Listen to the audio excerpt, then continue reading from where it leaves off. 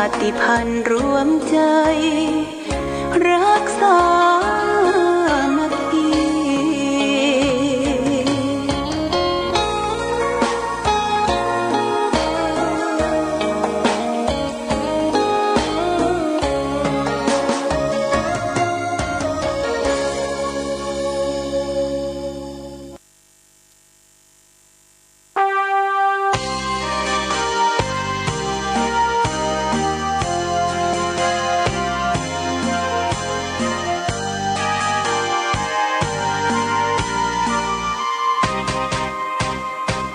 กำเนิดองค์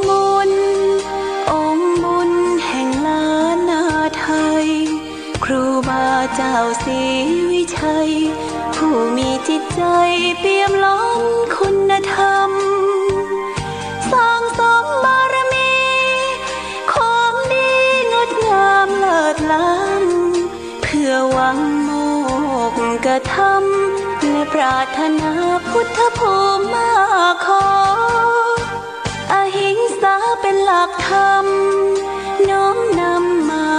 ปฏิบัติมักน้อยสันโดษเด่นชัดไม่เกลียดไม่โกรธและไม่โมโหเจริญรอยตามทางเดินหลักของพุทโธนะโมพุทธายะสิ้นชีพสรีรัมผู้คนกราบไหว้องค์บุญฟูเฟื่องแห่งเมืองล้านนายึดใจเรื่อยมาองค์ครูบาศรีวิชัยผู้คนทั่วทิศทั่วแคว้นในดินแดนไทยขอพรกราบไหว้พึ่งใจพึ่งบารมีอนุสาวรีย์แห่งนี้ครูบาสูงใหญ่ให้คนบูชาน้อมไหว้สำนักวิปัสสนานะโมสวาแห่งนี้วัดพระบาทอุดมให้ท่านชื่นชมพึ่งบารมีเชิญชวนญาติโยมน้องพี่ไหว้บารมีขององค์ครูบา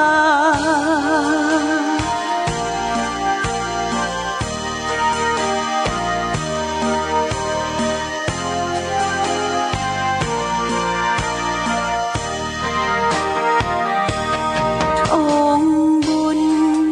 ฟูเฟื่องแห่งเมืองล้านนายึดใจเรื่อยมาองค์ครูบาศรีวิชัยผู้คนทั่วทิศทั่วแคว้นในดินแดนไทยขอพรกราบไหว้พึ่งใจพึ่งบารมีอนุสาวรีย์แห่งนี้ครูบาสูงใหญ่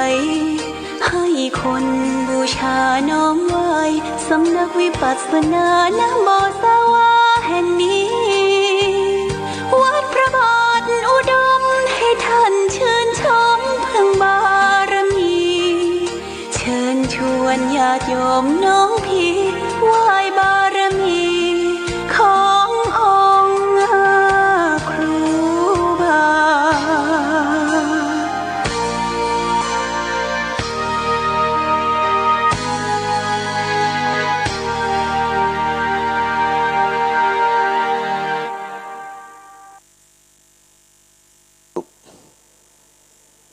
ศรัทธาสาธุชนญาติโยมท่านพุทธบริษัททั้งหลายวันนี้รายการธรรมประทีปส่องต่างก็ได้มาพบปะกับพ่อแม่พี่น้องศรัทธาสาธุชนญาติโยมแห่งครั้งหนึ่งวันนี้เป็นวันพฤหัสบดีที่29 เดือนวัดแม่ทะลบ ไปถึงที่นั่นก็เกือบ20:00ฝนก็ลงจักฝนตกหนักนะแต่เทศเสร็จประมาณสัก9:00เกิงปิกมาถึงฝางนี่ก็บ่ค่อยนักตะใดฟ้าฝนเลยว่าตกบ่ทั่วฟ้าแต่ก็ยังมีอิทธิพลทำความปลื้มสถานที่ต่างๆน้ำฝนดังที่บอกไว้แล้วว่าเป็นน้ำอมฤตน้ำบริสุทธิ์ตกลงจากฟากฟ้าสุราไหลมาชโรมพื้นที่ที่เราอยู่ที่อาศัยคือเกิดความชุ่มชื่นเบิกบานเลี้ยวไปทางใดก็มีต้นไม้ภูเขาเหล่ากาเขียวชอุ่มไปทั่วทำให้สีเขียวเรียกว่าคลอโรฟินที่สู่สายตาเขาเนี่ยเย็นส่ำสบายตรงกันข้ามทำให้เหลียวไปทางใดมีแต่ไฟไหม้มีแต่เขาล้นมีแต่ความแห้งผากเนี่ยความแห้งผากมันเป็นผลกระทบไปถึงด้านสภาพจิตใจของคนเฮาเช่นเดียวกันญาติโยมเพราะฉะนั้นต้นไม้ภูเขาเหล่ากาเนี่ยมีความสัมพันธ์ความเป็นมาเกี่ยวเนื่องกับพระบรมศาสดาสัมมาสัมพุทธเจ้าของเราพระพุทธเจ้าได้ประสูติที่สวนลุมพินีวันระหว่างกรุงเทวทหะกับกรุงกบิลพัสก็ประสูติใต้ต้นไม้พระนางสิริมหามายาทรงเอามือขวาโน้มกิ่งไม้เอามือซ้ายอุ้มท้องแล้วก็คลอดเจ้าชายน้อยชื่อว่าสิทธัตถกุมารทรงประทับยืนนะญาติโยมทรงประทับยืนคลอดใต้ต้นไม้หลังจากนั้นมาพระองค์ก็ได้สละราชสมบัติออกบวชออกทรงพระนวดพระองค์ก็ไปอยู่ป่าอยู่เขาอยู่กับธรรมชาติอยู่กับน้ำศึกษาเรื่องของธรรมชาติดินน้ำลมไฟแล้วก็ได้ตรัสรู้ธรรมที่พุทธคยาเมืองคยาก็ใต้ต้นไม้ใต้ต้นพระศรีมหาโพธิ์บ้านเฮาเรียกว่าต้นโพเนี่ยไม้โพสไลบ้านเฮาบ่เคยลัดรอนกิ่งก้างสาขาบ่เคยที่จะไปกุดไปกุ่นนอกจากจะปลูกจะฝังต้นโพเนี่ยเป็นสัญลักษณ์ในทางพระพุทธศาสนาเนี่ยใต้ต้นไม้เช่นเดียวกันอู้ถึงต้นโพประเทศศรีลังกาญาติโยมพุทธศาสนิกชนที่หันเพิ่นจะนับถือต้นโพเนี่ยมากนับถือต้นโพมากถ้าไปวัดเพิ่นจะเตรียมสิ่งของอยู่3อย่าง1น้ำ2ทราย3ผางประทีปนี่พี่น้องชาวศรีลังกานี่นับถือพุทธศาสนาถึง90%กว่านุ่งชุดขาวญาติโยมทั้งเด็ก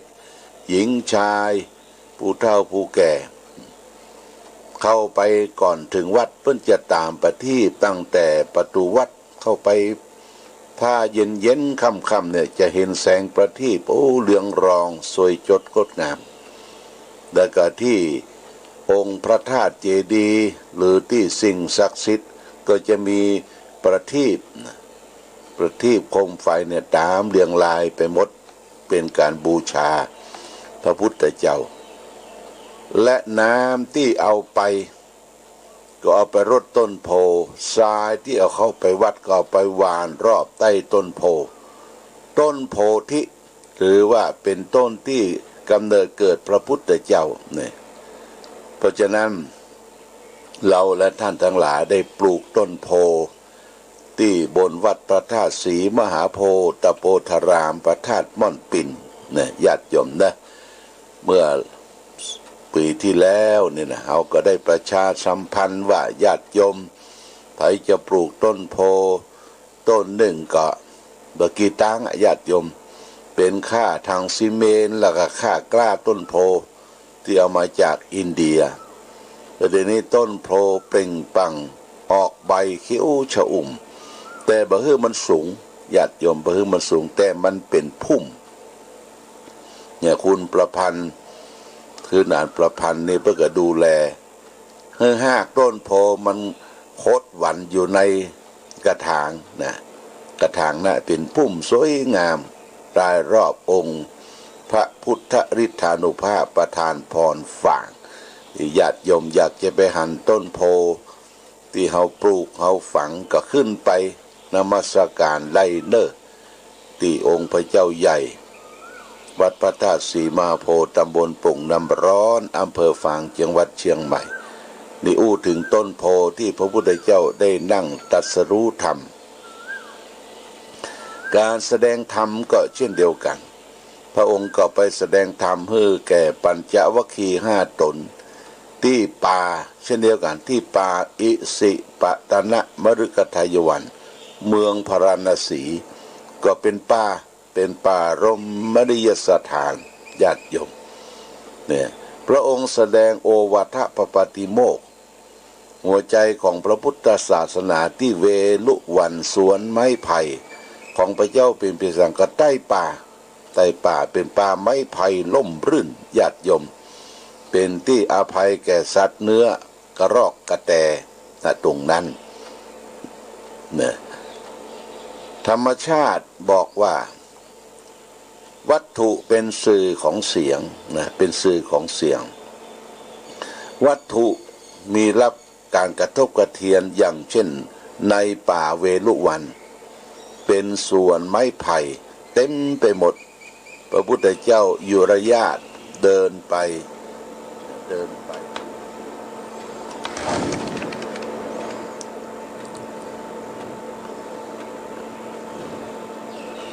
ญาติโยมท่านสาธุชนทั้งหลายวันนี้ก็จะได้นำธรรมะทางสุขใจมาฝากหรือแก่ญาติโยมท่านสาธุชนวันนี้เอาเรื่องของมนทินของพรหมจรรย์นะมนทินของพรหมจรรย์มันจะเป็นจะใดนั้นเอาก็ลองฟังดูเพิ่นบอกว่าการประพฤติพรหมจรรย์นั้นอู้กันง่ายๆก็หมายถึงการอยู่แต่ผู้เดียวก้มหน้าก้มตาประพฤติศีลสมาธิปัญญาคือบริบูรณ์หญิงสาวนั้นบางทีเราก็เรียกว่าพรหมจารีเหมือนกันเพราะเธออยู่แต่ผู้เดียวขอบเขตแห่งพรหมจรรย์นั้นวัดกันในทางปฏิบัติว่าสูงต่ำแค่ไหนได้ยากจึงถือเอาเป็นยุติกันแต่เพียงว่าอยู่อย่างพรหมต้องอยู่คนเดียวอยู่อย่างเทวดาต้องอยู่หลายคนเกินกว่านั้นเป็นการอยู่อย่างคนสามัญทั่วไปอันตรายของการอยู่ผู้เดียวของผู้ชายก็คือผู้หญิงอันตรายของการอยู่ผู้เดียวของผู้หญิงก็คือผู้ชายทางนี้เพราะผู้ชายพ่อชายนั้นกับผู้หญิงนั้นมีธาตุที่เป็นคู่ปรับกันดึงดูดกันลองถ้าวิถีชีวิตของผู้ชายหรือพ่อชายกับผู้หญิงมาบรรจบกันเมื่อใดแล้วก็วิมานพรหมจรรย์ก็จะโล้มคืนลงอยู่อย่างพรหมต่อไปบ่ได้อย่างดีก็เป็นอยู่อย่างเทวดาลองลงมาก็อยู่อย่างคนสามัญทั่วไปถ้าการครองเรือนครองรักบราบรื่นวิมานสีชมพูกลายเป็นสีเลือดแล้ว เทวดากับเทวดาต่างก็จะปั้นหน้ายักษ์หน้าเบนใส่กัน เมื่อนั้นเขาก็จะลดฐานะลงไปอยู่อย่างเปรตอย่างนรกหรืออย่างอื่นต่อไปแห่งคติของผู้ประพฤติพรหมจรรย์ที่เป็นป้อจายก็ถือว่าสตรีเป็นศัตรูของพรหมจรรย์แต่ทั้งนี้ไม่ได้หมายความว่าสตรีมีความเสียหายมีพยันตรายต่อป้อจายหรือเกิดหาไม่แต่ว่าเป็นแม่หญิงที่เข้ามามีบทบาทเกี่ยวข้องกับป้อจายแล้วป้อจายก็บ่สามารถที่จะรักษาภาวะแห่งพรหมจรรย์ของตนไว้ได้ต่างหากดังนั้นป้อจายก็บ่ร้ายแม่หญิงก็บ่ร้ายแต่ความร้ายอยู่ที่มนทินหรือต่างฝ่ายที่ฮือแก่กันแต่กันเท่าอันอิทธิมะรังพมจริยสะผู้หญิงเป็นมนทินแห่งการประพฤติพรหมจรรย์ญาติโยมท่านสาธุชนทั้งหลายพรหมจรรย์คือความบริสุทธิ์ความบริสุทธิ์นี้ก็คืออย่างที่องค์สมเด็จพระสัมมาสัมพุทธเจ้าได้สำเร็จเสร็จสิ้นในการตรัสรู้ในการหมดกิเลสเดี๋ยวว่าหมดกิเลสความโลภโกรธลงหมดไปจิตใจของพระองค์ก็เป็นผู้บริสุทธิ์บ่มีมลมนทินเครื่องเศร้าหมองในด้านจิตใจเรียกว่าหมดพรหมจรรย์ความเศร้าหมองในด้านจิตใจก็หมดไปนี่เป็นส่วนหนึ่งเด็กทารกแรกเกิดหรือตั้งแต่อายุวัยที่เจริญวัยขึ้นมาถ้าว่าเป็นเด็กที่ไร้เดียงสาเรียกว่าเป็นเด็กที่มีพรหมจรรย์ยังบริสุทธิ์พุทธพองอยู่อย่างนี้ก็เป็นอาทิเป็นตัวอย่างเพราะฉะนั้นการประพฤติพรหมจรรย์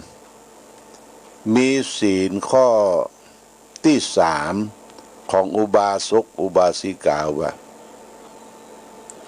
นะคือพรหมจริยาคือพรหมจริยาสิกขาปะทังสมาธิยามิข้าพเจ้าขออธิษฐานจิตประพฤติปฏิบัติเว้นสิ่งที่เป็นข้าศึกแก่การประพฤติพรหมจรรย์ญาติโยมเวลาเอาไปปฏิบัติธรรมเป็นอุบาสกอุบาสิกาอยู่ในวัดป่าอารามศีลข้อที่3น่ะพึงเว้นก็คือสิ่งที่เป็นข้าศึกยังป้องเป็นข้าศึกแก่การประพฤติพรหมจรรย์ก็รูปเสียงกลิ่นรสโผฏฐัพพะเรียกว่ากามคุณ5เนี่ยญาติโยมนะกามคุณ5เนี่ยเป็นข้าศึกแก่การประพฤติพรหมจรรย์อันนี้ฝากเป็นหลักคิดวันนี้มีธุระหน่อยเพราะว่าเปิ้นจะมาดูเลือดก็พยายามรอแต่หมอก็ยังมาเตื้อเพิ่นจะมาตรวจเลือดตรวจยังแต่ก็เข้ามาในรายการจ้าหน่อยญาติโยมยังได้ก็ต้องขออภัยวันนี้ก็เป็นวันที่30แล้วนะเป็นวันหมดเดือนของเดือนเมษายนพุทธศักราช2564วันนี้ก็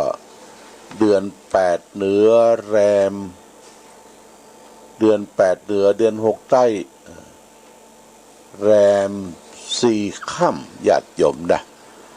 บืดเมื่อคืนเวลาตั้งแต่20 นาฬิกาถึง22 นาฬิการายการธรรมะประทีปส่องต่างก็จะได้มาพบญาติโยมได้ภาคกลางคืน จะได้นำหลักของพระธรรมคำสอนที่เป็นอัฏฐภาษาบาลีเรียกว่ามาสาธยายเป็นพุทธมนต์นะเป็นพุทธมนต์เป็นน้ำมนต์ฝากคือแก่ญาติโยมท่านสาธุชนทั้งหลายโดยเมื่อคืนนี้ว่าประเดี๋ยวนี้ทางการบ้านเมืองเปิ้นก็ประกาศทางสาธารณสุขว่าพื้นที่สีแดง6 จังหวัดที่ต้องเฝ้าระวังเปิ้นจะบอกว่าเมื่อค่ำเมื่อคืนบ่ฮึออกไปไหนละตั้งแต่เที่ยงคืนไปถึงปุ้นยันรุ่งก็คือจังหวัดเชียงใหม่นี่จังหวัดหนึ่งแล้วก็บ่ฮึเดินทางสัญจรไปทางใดญาติโยมนะเพราะว่าโรคภัยไข้วิต19นี่ก็ยังระบาดไปทั่วก็ต้องเฝ้าระวังอย่างเต็มที่สำคัญนั้นก็คือการรักษาสุขภาพรักษาภูมิต้านทานของตนเองอยู่ด้วยกันหลายๆเนี่ยตั้งแต่5 คน10 คนขึ้นไปต้องมีแนตมีอย่างมาปิดปากปิดจมูกญาติโยมกินร้อนช้อนกลางล้างมือนี่เป็นปกติวิสัยกินร้อนช้อนกลางล้างมืออาหารสำรับกับข้าวก็ต้องกินช้อนกลางไม่ใช่ว่าคนนั่นหีบคนนี้หีบใจช้อนใบเดียวไม่ใช่นะช้อนกลางนี่ก็ต้องการใช้ช้อนกลางนี่ญาติโยมบางทีเอาไปหั่นนะใช้บ่จ้างบัวใจช้อนกลางเนอะเอาช้อนนั้นไปตักแกงแล้วมาหีบมาหีบเข้าปากแล้วก็สวะช้อนลงช้อนกลางนั่นก็คือสำรับที่ว่าเปิ้นตักเอาแกงเอาอาหารมาตักใส่จานเฮาตักใส่จานเฮาบ่ใช่เอาไปสัมผัสที่ปากนะญาติโยมบ่ใช่ไปสัมผัสหีบตักอาหารแล้วเอาใส่จานเฮาแล้วก็มีในจานเฮาเนี่ยจะมีช้อนอาจจะเป็นช้อนซ่อมช้อนแกงช้อนอย่างก็ได้แต่ว่าเฮามีช้อนกลางส่วนกลางช้อนกลางนี้เพื่อจะตักอย่างถ้วยชามของที่อยู่ตั้งกลางโต๊ะกลางอย่างนี้นะต่างคนก็ต่างเปลี่ยนกันตักแต่มีช้อนกลางนะช้อนกลางและก็ล้างมือกินฮ้อนช้อนกลางล้างมือเนี่ยถือว่าเป็นปกติของเราและท่านที่หลายที่จะพึงประพฤติปฏิบัตินี่ฝากไว้เป็นธงชาติและเพลงชาติไทยเป็นสัญลักษณ์ของความเป็นไทยเราจงร่วมใจยืนตรงเคารพธงชาติด้วยความภาคภูมิใจในเอกราชและความเสียสละ